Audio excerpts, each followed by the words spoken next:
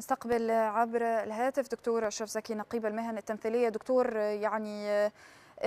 نعزي حضرتك وبنعزي المصريين جميعا في وفاة الفنان الكبير العظيم يوسف شعبان.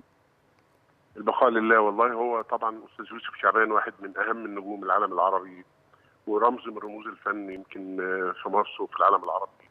فقدنا قيمة كبيرة، فقدنا مشوار كبير من الكفاح والنجومية والعمل العام والخدمة العامة، لأنه هو يعني أدار النقابة لدورتين 8 سنوات، يعني من أهم الفترات في تاريخ النقابة.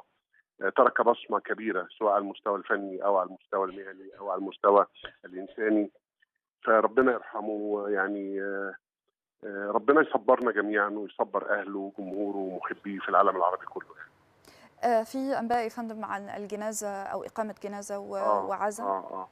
بكرة إن شاء الله، يعني هنتحرك من مستشفى العجوزة الساعة 10 صباحا إلى مقابر الأسرة في أكتوبر، والصلاة هتبقى هناك في المقابر. دكتور أشرف زكي نقيب المهن التمثيلية، بشكرك يا فندم، شكرا جزيلا على وجودك معنا.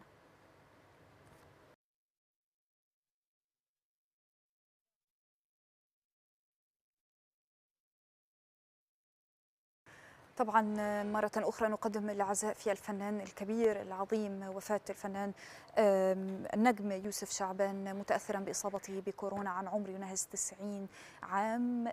كل تعازي من قلوبنا لكل جمهور هذا الفنان العظيم في مصر والوطن العربي طبعا.